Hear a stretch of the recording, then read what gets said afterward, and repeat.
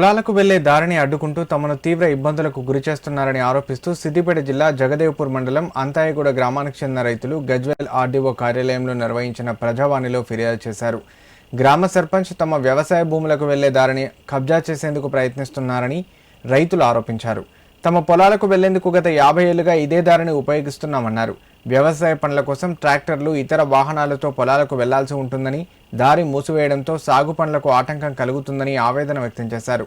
అధికారులు సమగ్ర విచారణ జరిపి తమ పొలాలకు రాకపోకలు సాగేలా చర్యలు తీసుకోవాలని గజ్వేల్ ఆర్డీఓకు విజ్ఞప్తి చేశారు. ప్రస్తుతానికి గ్రామ సర్పంచ్ అయినటువంటి ఏమ బాలమని, వాళ్ళ కుమారుడైనటువంటి ఏమ సురేష్ గారు, వాళ్ళ కూతుర్లు భారతమ్మ మరియు రమేష్ మరియు మంజుల అండ్ అశోక్ వీళ్ళందరూ కలిసి మాకు 50-60 సంవత్సరాల నుంచి ఉన్న దారిని వాళ్ళు ధ్వంసం చేసి జేసీబీ యంత్రంగాన్ని పెట్టి ధ్వంసం చేసి ఆ దారిని రైతులను ఒక 100-135 మంది రైతులను ఆ దారి గుండా పోనీయకుండా అడ్డుకుంటున్నారు. వాళ్ళు వీళ్ళపై ఎలాంటి ప్రభుత్వం మమ్మల్ని ఏం చేయలేరని ధీమతోటి వాళ్ళు మమ్మల్ని మూగజీవులైనటువంటి బావి దగ్గర ఉన్న వాటి మూగజీవులైనటువంటివి వాటి ఆహారం లేక నీరు లేక అవి చాలా ప్రాణాపాయ స్థితిలో ఉన్నాయి.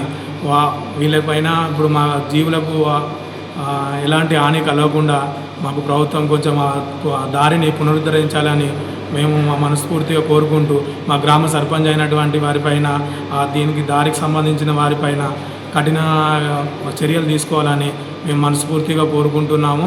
మరియు ఆయన ఇప్పుడు మా భూమి రీసెర్చ్